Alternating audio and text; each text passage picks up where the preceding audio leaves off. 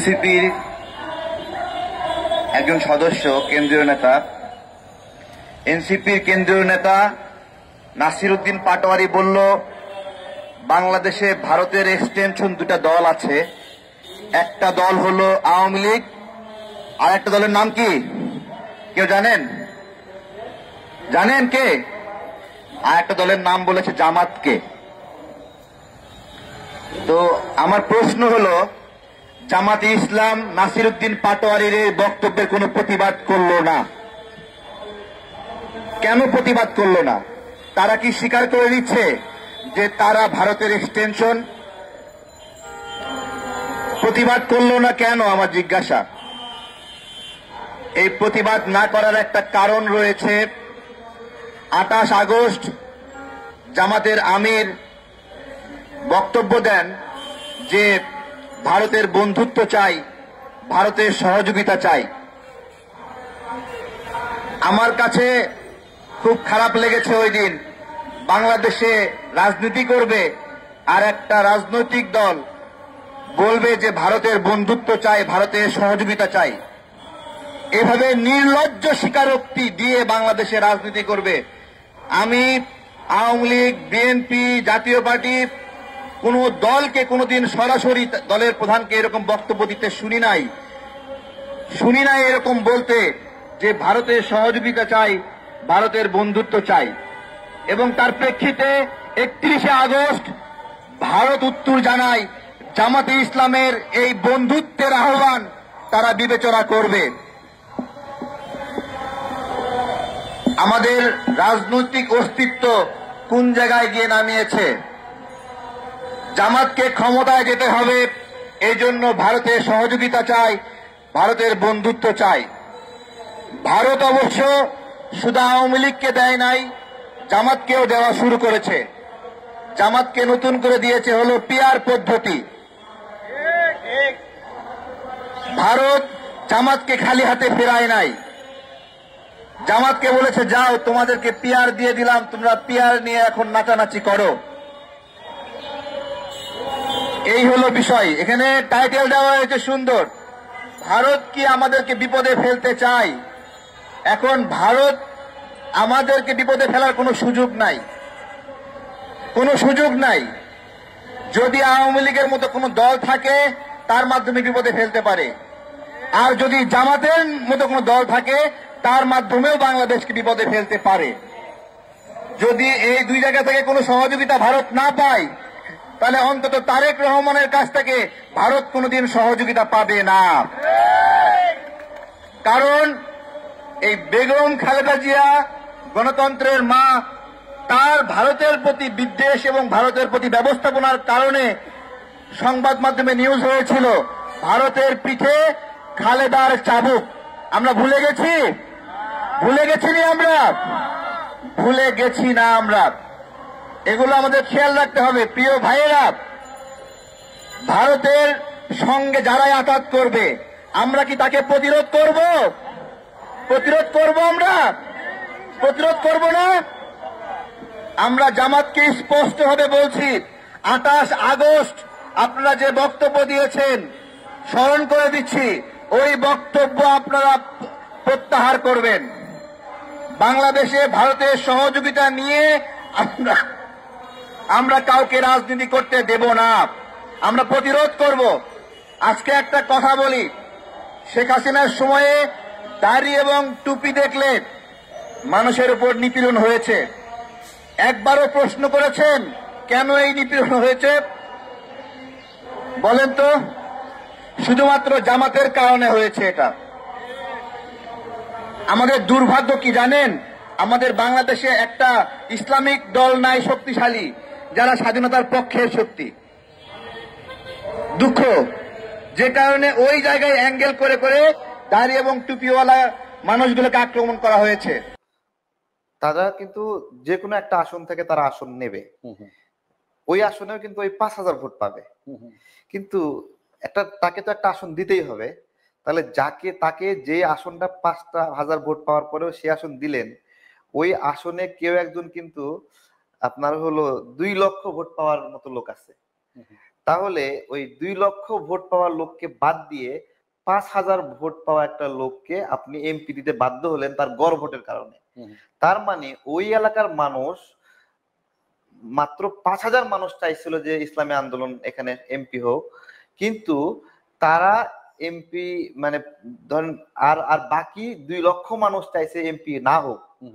ঠিক আছে, তাহলে এমপি না হোক, 2 লক্ষ মানুষ না চাওয়া সত্ত্বেও তারা কোনো একটা না কোনো একটা এলাকার এমপি হয়ে যাবে। তার মানে 2 লক্ষ ভোটকে হলো নষ্ট করা হয়ে গেল। তাহলে তারা যে বলছে ভোট নষ্ট হবে না, এইটা একটা প্রতারণামূলক কথা। আরেকটা কথা বলছে যে এই যে আপনার হলো 1% মানে যে যুক্তিটা দেয় যে কোন একটা দল ধরেন 30% ভোট পেয়ে কেন সরকার হয়ে গেল, সে তো সবার প্রতিনিধি না। তাহলে এই প্রশ্নটা কে করতেছে? যে 1% ভোট পায় সে 30% ভোট পাওয়া লোককে বলতেছে যে তুমি 30% পেয়ে কেমনে সরকার গঠন করো। বুঝতে পেরেছেন? যে 1% পাইছে তাকে যে 99% মানুষ রিজেক্ট করছে ওইটা বলে না। সে 99% মানুষের দ্বারা রিজেক্টেড হয়েছে, সে 30% যে ভোট পাইছে তাকে বলে তোমাকে তো 70% মানুষ রিজেক্ট করছে। বুঝছেন এদের যুক্তিগুলো? না কিন্তু এখানে আরেকটা কথা তারেক ভাই যে বলছে যে মানে বিভিন্ন ভাবে বলা হচ্ছে যে এটা ভারতের প্রেসক্রিপশন। সো ভারতের প্রেসক্রিপশন জামাতে ইসলাম বাস্তবায়ন করবে কেন? খুব ভালো বলেছেন। প্রথমত আপনার হলো ভারতে যদি এক্সট্রিম হিন্দুত্ববাদী প্র্যাকটিস করতে চান তাহলে বাংলাদেশে এক্সট্রিম হলো ইসলামবাদী, এক্সট্রিমের কথা বলতেছি, লিবারাল ইসলাম না, এক্সট্রিম ইসলামবাদী সিচুয়েশন তৈরি হতে হবে। বাংলাদেশে হিন্দুদের উপর নিপীড়ন হলে ভারতে মুসলিমদের উপর নিপীড়ন হওয়া সহজ হয়, এরকম একটা যোগ বিয়োগ ক্যালকুলেশন আছে। ঠিক আছে, তো এই কারণে আর এটা না, ভারত তো বাংলাদেশের কোনো সময় ভালো চায় না। একটা শক্তিশালী গভর্নমেন্ট মানে কি জানেন, তাকে সার্বিকভাবে কনভিন্স করা অনেক কঠিন, কিন্তু একটা দুর্বল গভর্নমেন্ট হলে তাকে যে কোনো সরকার, বিদেশি সরকার এসে তাকে কনভিন্স করতে পারে। আপনি বলতে চাচ্ছেন যে পিআরএ গঠিত যে গভর্নমেন্ট হবে সেই গভর্নমেন্টটা দুর্বল হবে? প্রথমত পিআরএ গভর্নমেন্টটা শুধু দুর্বল হবে না, এখানে ধরেন একটা ছোট দল, সেই ছোট দল 2% ভোট পেয়েছে। এখন পিআরএর অনুযায়ী সব মানে দুই পক্ষ এরকম ভাবে 50-50 হয়ে আছে বা 48-48 হয়ে গেছে। এখন 2-এর শর্ট। এখন যে 2 আসছিল ও বলতেছে আমাকে যদি স্বরাষ্ট্র মন্ত্রণালয় দাও তাহলে আমি হলো তার পক্ষে যাব। দেখেন একটা দল 48 পেয়েও সরকার গঠন করতে পারতেছে না, আর 2 পাইয়ে এসে বলতেছে আমাকে স্বরাষ্ট্র মন্ত্রণালয় দিতে হবে তাহলে আমি যাব। অথচ যে 2 তাকে সারা বাংলাদেশের 98% মানুষ রিজেক্ট করে, বাট সে স্বরাষ্ট্র মন্ত্রণালয় চায়। এই যে অন্যায় দাবির ক্ষেত্র তৈরি হওয়া, এটাই হলো পিআরের একটা বড় ঝুঁকি। পিআরের আরেকটা বড় ঝুঁকি আছে, আমাদের এই সংসদ নির্বাচনে আমরা সারা জীবন স্লোগান দিয়েছি যে মার্কা দেখে ভোট দিও না। কি দেখে ভোট দিতে হবে? ব্যক্তি দেখে, একটা ভালো মানুষ দেখে ভোট দাও, যেই দলেরই হোক। তো যে দল যত ভালো মানুষ নমিনেশন দেবে তত সেই দলের জয়ী হওয়ার সম্ভাবনা হবে। আমরা এটা বলছি, এই পিআর এর মাধ্যমে এই ব্যক্তির পরিবর্তে ওই আপনার হলো মার্কাটা গুরুত্বপূর্ণ হয়ে যাচ্ছে। বুঝতে পারছেন? পিআর প্রেসিডেন্সিয়াল সিস্টেমের জন্য কাছাকাছি যায় না, কিন্তু 300 জন জনপ্রতিনিধি যদি আপনার প্রয়োজন হয় সেটা তো প্রেসিডেন্সিয়াল সিস্টেম না। ঠিক আছে, আপনি ভোট নিচ্ছেন প্রেসিডেন্সিয়াল সিস্টেমে, বাট আপনি সরকার গঠন করবেন 300টা আসন ভিত্তিক। 300 আসনই যদি হয়, যদি আসনই গণনা করেন তাহলে আপনি পিআরে যাবেন কেন? আপনি তো দেখালেন যে আসন 300টা চেয়ার বানাচ্ছেন আপনি, বাট এই 300টা চেয়ারকে নির্বাচিত করার সুযোগ রাখতেছেন না। আপনি সরাসরি ভোটে যাচ্ছেন না। এটা কি এরকম হয় কিনা তারেক ভাই, সেটা হচ্ছে যে তারা যখন দেখছে যে তাদের মানে প্রার্থীদের জিতার সম্ভাবনা খুবই কম, এ কারণে হয়তো পিআর চাচ্ছে। এটা তো আমি আপনাকে বলছি পিআর এর সমস্যাগুলো নিয়ে আমরা আলোচনা করি, দলের স্বার্থগুলো পরে আলোচনা করি। আরেকটা সমস্যা দেখেন যে আমরা এই নির্বাচন আসলে এই সমাজের অনেক আলেম আছে, অনেক ব্যবসায়ী আছে, অনেক শিক্ষক আছে, সমাজসেবক আছে, সমাজকর্মী আছে। এই মানুষগুলো মনে করে যে তারাও এই নির্বাচনে অংশগ্রহণ করবে, হ্যাঁ, এবং বাট তারা কোনো দলকে পছন্দ করে না এবং তারা স্বতন্ত্রভাবে নির্বাচিত হতে চায় এবং জনগণ তাদেরকে স্বতন্ত্রভাবে নির্বাচিত করতে চায়। এই পিআর সিস্টেম আসলে এই যে সমাজের ভালো ভালো মানুষদের যে সমন্বয়, এই মানুষদের নির্বাচিত হওয়ার অধিকারটা হারাই ফেলবে সমাজ এবং জনগণ এই ভালো মানুষগুলোকে পাবে না। একটা মানুষ নির্বাচন করতে চাইলে তাকে কোনো না কোনো দলের হিল্লা হতে হবে, এইটা তো হতে পারে না। একটা ব্যক্তি নির্বাচিত হয়ে এমপি হবে ভালো মানুষ, সেখান থেকে এমপি হওয়ার পরে সে দল বানাতে পারবে, এরকমও তো হতে পারে, তাই না? তার মানে আপনি বলতেছেন আদর্শ থাকুক আর না থাকুক, আপনাকে কোনো একটা মানে দলে আপনাকে যুক্ত হতেই হবে যদি আপনি নির্বাচন করতে চান। সাধারণভাবে ব্যক্তি হিসেবে যে রাজনৈতিক অধিকার, এই অধিকারটা কেড়ে নেওয়ার একটা নাম হলো পিআর। আরেকটা জিনিস হতে পারে না তারেক ভাই, সেটা হচ্ছে যে আমি ধরেন XYZ কে ভোট দিলাম, আমি ধরেন কুতুবকে ভোট দিলাম, কিন্তু প্রশ্ন হচ্ছে আমি জানবো না যে আমার এখানে এমপি কে হচ্ছে। আমি নেতা হিসেবে আমি একজনকে চাই, কিন্তু আমি তাকে জানছি না। অর্থাৎ পিআর পদ্ধতিতে আমরা জানবো না কে আমার। একদম যে জানা যায় না তাও না।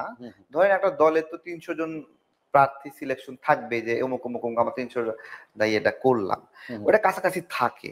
কিন্তু সমস্যা হলো যে আপনি 300টা প্রার্থী দিলেন, ভালো কথা, কিন্তু দলের মধ্যে অধিকতর প্রভাবশালী এবং অধিকতর অর্থশালী ব্যক্তি, বিত্তশালী ব্যক্তিরা এই আসনগুলোকে অ্যাকোয়ার করার সম্ভাবনা বেশি রাখে।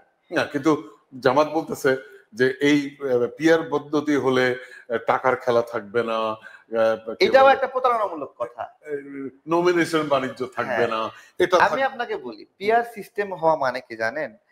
যে জামাতের আমির, নায়েবে আমির দুইজন, এই তিনজন মিলে তারা আসন বিক্রি করা শুরু করবে টুপ টুপ টুপ টুপ করে। এবং ওই প্রার্থীকে এলাকায় যেতে হইতেছে না, টাকা খরচ করতে হচ্ছে না, টাকা সে দলকে দিলেই কামাল, ঠিক আছে? তার পেরেশানি হতেছে না, জনগণের প্রতি তাকে শ্রদ্ধা দেখাতে হচ্ছে না, জনগণের প্রতি তাকে সমীহশীল হতে হচ্ছে না, সে সবকিছু কোনো কিছু ছাড়াই সে মানে এমপি হয়ে যাচ্ছে। এবং যেটা বলছি, ধরেন 300টা আসনে 300 জন বিএনপি প্রার্থী দিয়েছে, ঠিক আছে? এর মধ্যে 300টার মধ্যে সে ধরেন 200টা আসন পাচ্ছে পিআর এর হিসেবে। আচ্ছা, এখন কোন 200 জনকে বিএনপি নেবে বলেন? It's difficult. কোন 200 জনকে নেবে? দলের মধ্যে বিশৃঙ্খলা হবে, দলের মধ্যে মারামারি হবে, দলের মধ্যে, দলের ভিতরে দলের লোকেরা দলের সঙ্গে যুদ্ধ করবে। যেটা সে জনগণের কাছ থেকে একটা সিগনেচার নিয়ে আসতো, যে জনগণ বলে দিছে তুমি এমপি। এখন কোন এক জায়গায় কোন একটা প্রভাবশালী লোক হারছে, তারপরেও তাকে এমপি করার কোনো দায় থাকে না দলে। কিন্তু একটা দুর্বল ভালো মানুষও দলের মাধ্যমে নির্বাচিত হতে পারে। আবার দল নমিনেশন দিছে, সেই লোককে রিজেক্ট করার ক্ষমতা জনগণের থাকে। কিন্তু দল সামগ্রিকভাবে 300 জনের মধ্যে 5টা মানুষ খারাপ হতে পারে, প্রভাবশালী খারাপ কিন্তু অর্থশালী, দলের মধ্যে শক্তিশালী, দলকে বছরের পর বছর পাল্টেছে, দল তো তাকে দিতে বাধ্য। তো এই 5টা লোক তো ওই জনগণের চোখে পড়বে না। হ্যাঁ, জনগণ ধরেন বগুড়াতে একটা ভালো মানুষ দেখে, ও এই এলাকা বগুড়া সম্ভাব্য এমপি, আচ্ছা তাহলে আমরা বিএনপি কে ভোট দিই, তাই না? কিন্তু দেখা যাচ্ছে যে সে কম প্রভাবশালী, কম টাকা দিতে পারছে, তখন দলের সিরিয়ালে তার নামটা পিছনে পড়ে যাবে, সে আর এমপি হবে না। এই যে মানে হলো, এইটা একটা দুর্বৃত্তদের, প্রভাবশালী দুর্বৃত্তদের, অর্থশালীদের একটা কেনা বেচার জায়গা তৈরি হবে। সুতরাং এই নির্বাচনে দুর্নীতি হবে না, এইটাও একটা মিথ্যা কথা এবং প্রতারণামূলক কথা। জনগণকে কিছু পয়েন্ট তৈরি করে দিয়ে বলছে যে ভোট নষ্ট হবে না, কিন্তু আমরা দেখাই দিলাম ভোট নষ্ট হবে, টাকা পয়সার লেনদেন হবে না, আমরা দেখাই দিলাম টাকা পয়সা লেনদেন করবে। এই সবই প্রতারণামূলক। সবচেয়ে গুরুত্বপূর্ণ কথা, গোবিন্দ পরামানিক কেন পিআর চাই, এইখানেই সমস্যা। গোবিন্দ পরামানিক বলছে যে হিন্দুরা ভোট কেন্দ্রে যাবে না। এখন হিন্দুরা একটা ছোট পোরশন, 8% হিন্দু মিলে এক জায়গায় হতে পারবে যে আমরা সবাই মিলে এক জায়গায় ভোট দেব। কিন্তু আমার এখানে 92% মুসলিম নাগরিক, তারা তো সবাই মিলে এক জায়গায় জামাতকে ভোট দেবে না। জামাত তো সকল মুসলমানের সংগঠন না, ইসলামী আন্দোলন তো সকল মুসলমানের সংগঠন না যে তারা একসাথে গিয়ে এক জায়গায় ভোট দেবে। এখানেই হলো সমস্যাটি। এবং এই জায়গাটাতেই যে হিন্দুদেরকে আলাদাভাবে একটা কোরাম করে একটা জায়গায় করার ব্যবস্থা করছে। Good. এটাই হলো সমস্যা। কিন্তু প্রশ্ন হচ্ছে, আমার ওই প্রশ্নের উত্তর পাইনি, এখনো পাইনি। সেটা হচ্ছে এই আমরা বলছি যে পিয়ার ভারতের সাথে এই পিয়ার মানে পেয়ার, এই ভারতের সাথে পেয়ার কেন, মানে কিভাবে হলো, মানে কেন হলো, এটার জবাব এখনো পাইনি। দেখেন, যারা ভারতীয় ইস্টাবলিশমেন্টের হয়ে রাজনীতি করে সেই সংগঠনগুলো প্রথম পিয়ারের পক্ষে মতামত দিয়েছে, প্রথম তারা দাবি করেছে। তাহলে ভারতীয় ইস্টাবলিশমেন্টের দাবি করা পিয়ার সিস্টেমকে জামাত কেন ধারণ করতেছে? তাহলে আমরা কি ধরে নেব যে জামাত ওই ইস্টাবলিশমেন্টের সাথে জোটবদ্ধ হয়েছে? এবং আরেকটা জিনিস আমরা ধরে নিতে পারি যে জামাত যে কোনো মূল্যে ক্ষমতায় যাইতে চাচ্ছে। তো এইটা এখন জামাত দল হিসেবে জামাত ক্ষমতায় যেতে চাবে, বিএনপি ক্ষমতায় যেতে চাবে, তারপরে তারা বলছে যে মুসলমানদের ভোট এক জায়গায় এক বক্সে পড়ুক। এইটা কি ধরনের কথা যে মুসলমানদের ভোট এক বক্সে পড়ুক? ভাই, আমাকে মুসলমান হওয়ার জন্য বিএনপি ত্যাগ করতে হবে?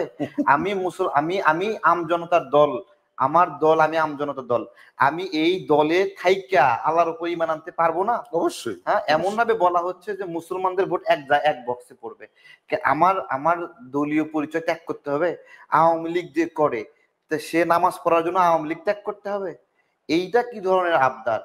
দল যার যার যে জায়গায় পরিচয় সেই জায়গাতে যদি এইরকম হতো, আমরা একটা দল পাইতাম যে দলটা মুক্তিযুদ্ধের পক্ষের বাট ইসলামকে লালন করে, তাহলে আমরা সবাই মিলে সেটাকে গিয়ে করতাম। এটা তো বাংলাদেশের ইস্টাবলিশমেন্ট, তো আমরা স্বাধীনতা যুদ্ধ, মুক্তিযুদ্ধ, আমরা অনেকেই জামাত করি, জামাত করে, কিন্তু সবাই তো জামাত করবে না, সবাই তো জামাতকে ওই স্মৃতিগুলো ভুলতে পারবে না। যেই ব্যক্তির পরিবার 1971 সালে ক্ষতিগ্রস্ত, সেই গোষ্ঠী, সেই কওম, সেই বিজয়ী মানুষগুলোকে পরাজিত জামাতকে লালন করবে? অবশ্যই সহজ? অবশ্যই না।